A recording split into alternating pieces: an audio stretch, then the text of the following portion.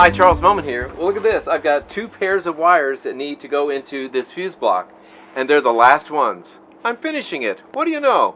And thanks for watching. Well, just to set up to today's video, yeah, I might seem I was, in a way, I have been kind of putting it off, but I've been busy with other things, that's for sure. Really, it's true. Not just Susie's been working. Some people think that, but as it turned out, what I could have done is taken this fuse block, which I've had for a long time, just put it on a piece of wood and just have it back here, and every time I ran a pair of wires to where a device is going to be, I could have tested them each as I installed them. Instead, I just ran everything, and that's really what most people do, because I'm pretty confident how I did the wiring, and no wires are nicked. Everything is nice and safe. So what I did was wait till I had this. So actually, as you know, I messed up the first board, this white board, and forgot about this frame here. So I actually did it okay, except this could have been down a little farther. I need to trim the faceplate. So what's different about what's atypical is that the typical van lifer, this is much more involved. They've got a solar charger, they've got an inverter, and they may have other stuff too. And then they have bigger batteries that look like a car battery that are lithium, various brands out there. And they'll have one, two, or more. And it's much more involved. And they usually have it in the back here in their garage area. And quite often it's right here, but it takes up a lot more space usually. And that's okay. There's nothing wrong with that. But with our runaway camper last summer and other trips, we just one big lithium took care of us. And so I took that Delta with us to Rocky Mountain and a couple other places, Montrose and Colorado. And so we did just fine when we didn't have shore power with that 1300 watt. It ran everything we needed. We could charge it up because it charges up so fast. So we did fine. But now we're really going to be taken care of with two Deltas, the River 600, the Pro, and the extra battery. So the way it works is if you have shore power, these cords, and I've told you this over and over again, this one feeds this side, the cooking side, this side feeds the passenger side. These will plug in to this. Now it's a 20 amp, not a 15 amp. Plug in here, shore power, I can run what I want to run. When we don't have shore power, then these will unplug out of there and they will plug into one of the Deltas or the Pro or whatever I have parked right in here in this box. And two 1300s will fit in here perfectly. So that's how the basics of how this will work. Well, real quickly here before I talk about the fuse block from Blue Seas, just want to show you, I'll have one or two of these Delta 1300s or the Pro, who knows what combination here, and they'll be over there as well. But these will plug, if we don't have shore power, these will plug into these outlets, and I'll have it turned the other way. I wish I had this cord a little longer, but it actually works fine. And again, if I wanted to, this could be plugged into this one. I could have another one plugged in. I'm not worried about not having enough power. So that's how I would power the regular outlets on either side. And then with this cord from Cusack, and again, a positive and negative, it's plugged in. This will plug into the cigarette port. And these got really good springs, so I think this is going to hold in just fine. Typically, anything you plug in with 12 volt, they tend to want to pop out. My refrigerator sometimes does that, and other things. So I typically use painter's tape. I'm going to try something. I've got these rubber grommets here that fit perfectly. I'm going to see if I can find some that can fit around here that will just kind of help hold this tight.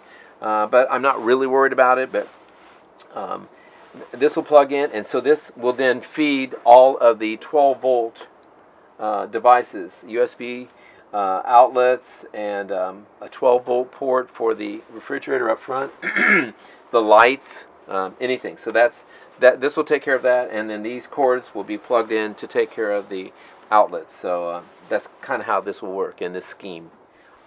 I also want to mention one thing I really like about this system, since I'm not a full-timer, usually camp in more or less decent weather, though sometimes we do a little bit of cold camping. What's nice is I can pick these up and take them right out.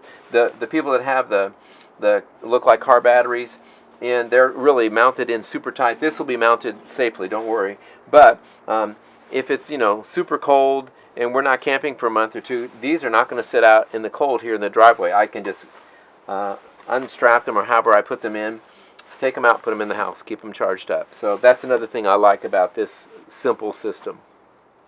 So I mentioned to you that I'm using this Cusack to plug in to get the lithium power to run when I don't have shore power. And so what I like about this cord is it's kind of long. I found out I could have gotten a shorter one, but I'm okay with that because there may be times where I might want to have a longer reach. But anyway, so this plugs in, and at the end of this cord, it had ring terminals already ready for me. So I'm going to pop this off, push it down, and as you can see, of course, I'm marking them, and so I know what's what. And so the positive of this cord goes down here to this terminal. The negative is up here. And then I've got 12 slots, 12 places, and you use the blade fuses. And I've got different sizes. I just stuck them in there as I was testing things. I really don't know what size goes where. I've got a box that's got all the different amperages, so we'll see what I need, and I'll get that all done right.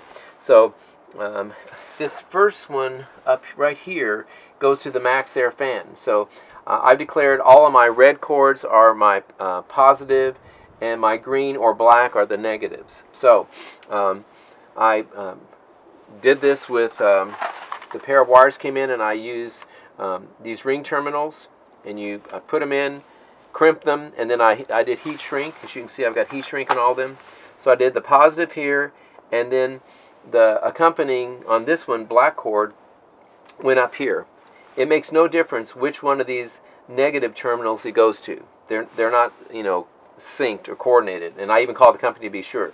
So all of these that you see, all these positives, the red cords, they have their own spot, and I've got it marked, and then the negative that goes with this pair of cords, they go up here. And I sort of put them in sequential order, but it really doesn't make a difference because it's one negative bus bar is how they described it to me. So positive, negative, this is where this plugs in. So working with these wires is pretty easy. This pair of wires goes to the passenger side, and it will feed power to a couple of USB panels, and I'll show you one of those shortly. And so all I do is I strip it, and I finally got me a nice self-adjusting stripper. So you put the wire in there, and whatever size it is, it strips it for you, because I'm so bad at cutting the wires when I try to strip them. And then I use these ring terminals, and I'll pop a picture up of the package so you can see what I use, but it says it's for 16-14 gauge and an 810 stud size that will fit the fuse block. And so what I do is I just insert it in, I crimp it. This wire's a little too long, I would cut that. Fit in here, crimp it nice and tight, make sure it's tight, and I would have already slid over like a section about that big of the heat shrink, so it'd be over top of it. Get this crimped on tight. And once that's good, then I would slide the heat shrink over. And I love this Milwaukee heat gun. Someone gave it to me, one of my runaway camper friends. And boy, it works great. Some people use a flame. And you heat shrink it, and it's all rock solid. Then I do the other one. And then red goes to my positive terminal. Black goes to the negative. I'm done. So that's how easy it is to wire each one. So let me show you where these wires are going. And I've already talked about them, but these wires, there's a group A, group B. Group A puck lights, there are 6 of them, and I would like these to be dimmable. So what's going to happen is those 6 lights, the wire comes down here, and right here above me will be a dimmer switch, and you can up and down turn it completely off, and so I want to be able to control that. So all the wires first must come to this switch, and then from this switch, then it will come down to the fuse block, okay? Otherwise, if I just had it plugged in straight, they'd be on all the time whenever the lithium battery is sending power to to all the circuits. So I need that, and then so there'll be 6 of these. There'll be 4 up front, and I just want them on or off. And so with those, I'm going to have this switch panel here. It's got a USB port, a 12-volt port, and then 4 switches. So right now I'm only going to be using, I think, just one. And this switch will turn on the 4 puck lights that are in the cooking area, cooking and washing area, as you walk in the door. So it'll be on the side of the cabinet. So as soon as you open the door, you can hit the button, and it will turn those 4 lights just on, all full brightness. And so far, I don't think we care about having a dimmer. If I wanted to change it to a dimmer later, it'll be simple because the wires are going to be coming inside that cabinet, and I can just rewire it. So I have more switches that I can use.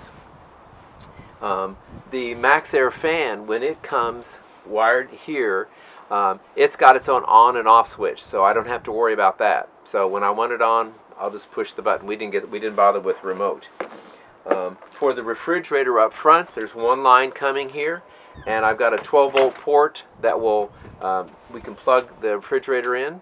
And if I just want to run it, we're getting out of the van to go into Walmart or eat out or something, or whatever, I could just take one of the Ecoflow batteries and just set it next to the ice cold refrigerator and just plug it in directly, and it can go for a long time with any of the Ecoflow lithiums that I'll have.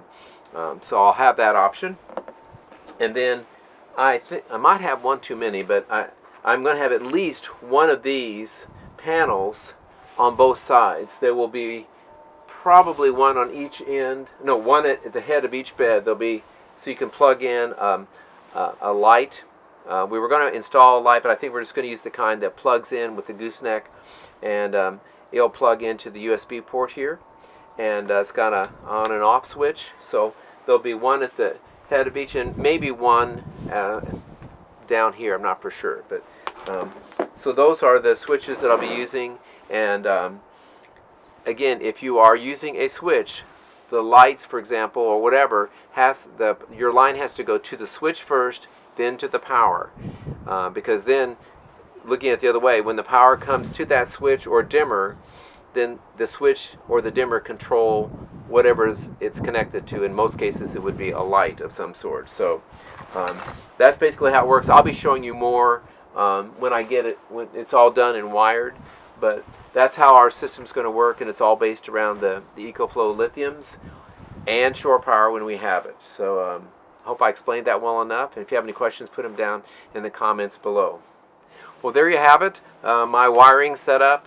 And now looking back, I was kind of much ado about nothing in a way, but you just want to make sure that everything's wired correctly, so you don't have to go back in and tear everything out. The good thing is I'll always be able to get to the wiring just by taking off a shiplap that'll be screwed in. I'm not going to use a nailer, so we can always get to things if we need to. And a lot of the wiring, some of it's going to end up coming through the boxes anyway, so it will work fine. So I understand it is intimidating at first, especially when you hear people tell you that, but take your time with it and you'll be fine. And thanks for watching.